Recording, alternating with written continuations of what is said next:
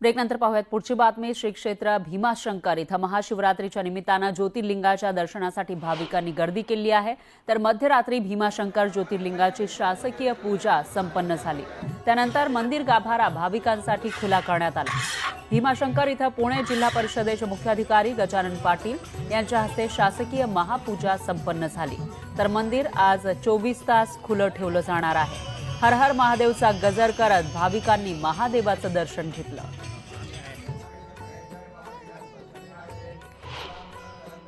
श्री क्षेत्र भीमाशंकर संस्थान हे द्वादश ज्योतिर्लिंगापैकी एक ज्योतिर्लिंग असल्यामुळे या ठिकाणी महाशिवरात्र 2025 साठी संपूर्ण देवस्थान आणि प्रशासन यांच्यातर्फे संपूर्ण इथे व्यवस्थापन करण्यात आलेले। श्री क्षेत्र भीमाशंकर संस्थानच्या वतीने 4 नंबर पार्किंग पासून जी काही व्यवस्था केलेली आहे, तुमच्या क्रेन पासून ते पाण्याच्या पासून समजा शौचालय आहेत, ज्या काही सुविधा करण्यात आलेल्या आहेत, बोर्ड लावलेले आहेत, संपूर्ण रस्त्यांनी जे काही बॅरिकेडिंग केलेलं आहे, देवापर्यंत मंदिरापर्यंत बॅरिकेडिंग केलेलं आहे।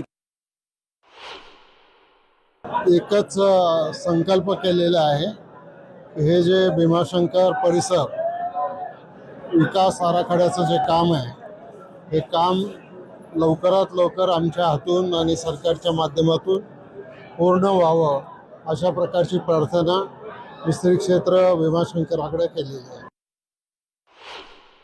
श्री क्षेत्र भीमाशंकर मंदिरामध्ये महाशिवरात्रीचा उत्सव पाहायला भेटतोय। आपण या ठिकाणी पाहू शकताय मोठ्या संख्येने भाविक या ठिकाणी दर्शनासाठी भीमाशंकर मंदिरामध्ये आलेले आहेत। खरं तर शासकीय महापूजा झाल्यानंतर भीमाशंकर मंदिर हे 24 तास भाविकांसाठी दर्शनाला खुलं ठेवण्यात आलं आहे आणि राज्याच्या कानाकोपऱ्यातून, देशाच्या कानाकोपऱ्यातून या ठिकाणी भाविक दर्शनासाठी आले आहेत। आपल्यासोबत काही भाविक आहेत। 15 साल से इधर भीमाशंकर शिवरात्रि का दिन आता है तो अभिषेक करके जाता है। हर एक साल हम आते हैं। दरवर्षी येतो सर, दरवर्षी येतो आम्ही सहकुटुंबाचा परिवार।